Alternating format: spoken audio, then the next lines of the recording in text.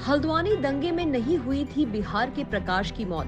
एक पुलिस वाले ने ही रच डाला प्रकाश की हत्या का षड्यंत्र। जी हाँ, हल्द्वानी बनभूलपुरा में हुई हिंसा के बाद 9 फरवरी की सुबह बिहार के रहने वाले प्रकाश का शव हिंसा प्रभावित इलाके में मिला था। उस समय प्रकाश की मौत को हिंसा से जोड़कर देखा जा रहा था, लेकिन हल्द्वानी हिंसा के एक हफ्ते बाद यह मामला कुछ और ही निकला। मृतक प्रकाश की मौत दंगे में नहीं हुई, बल्कि सोची समझी योजना के तहत उसकी हत्या की गई थी। हत्या में उत्तराखंड पुलिस के जवान समेत अन्य 3 लोग शामिल थे। इस पूरे मामले का एसएसपी नैनीताल ने आज खुलासा किया है। दरअसल प्रकाश की मौत दंगे में नहीं हुई थी। उसकी हत्या चोरगलिया थाने में तैनात पुलिस के एक जवान और उसके अन्य 3 साथियों ने की थी।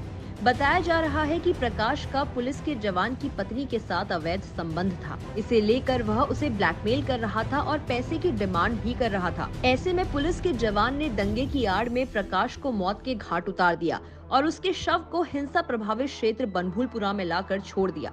आपको बता दें कि प्रकाश के सर पर 3 गोलियां लगी थी। फिलहाल पुलिस ने अवैध पिस्तौल को बरामद कर लिया है। साथ ही पुलिस के जवान और अन्य 3 लोगों की गिरफ्तारी कर न्यायालय के समक्ष पेश कर दिया गया है और उन्हें जेल भी भेज दिया गया है। बनभूलपुरा में जो उपद्रव हुआ था उसमें एक युवक की डेड बॉडी मिली थी, प्रकाश नाम की, जिसको अगले दिन हॉस्पिटल से पोस्टमार्टम के बाद में और बाकी चीज़ें प्राप्त होने के बाद में पता लगा कि उसकी गोली मारकर हत्या की गई है। इस मामले में हमारे द्वारा जब युवक की शिनाख्त हो गई और शिनाख्त होने के बाद में जब उसका एनालिसिस किया गया तो पता लगा कि ये युवक जो है ये बिहार का रहने वाला है और ये हल्द्वानी में उस दिन किसी से मिलने आया था। बाकी ज़्यादा सर्विलांस करने पर ये पता लगा कि ये सितारगंज में किसी व्यक्ति के संपर्क में था और उस व्यक्ति ने इसको हल्द्वानी बुलाया। हल्द्वानी बुलाने के बाद में वहाँ पर इसके साथ में 2 व्यक्ति और थे और इन लोगों के बीच में किसी चीज़ को लेके झगड़ा हुआ और झगड़ा होने के बाद में ये जो व्यक्ति है इसकी गोलापार में ले जाकर हत्या कर दी गई। इस सारे घटनाक्रम में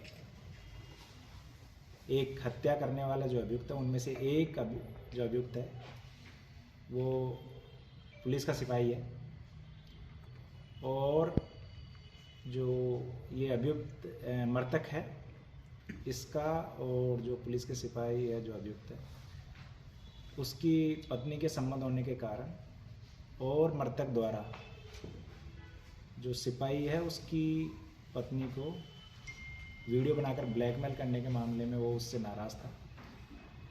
उसने अपनी बीवी से फ़ोन करवाकर उसको यहाँ बुलवाया, मिले, उसको किसी बहाने से अपने साथ में तैयार किया और गोलापार में ले जाकर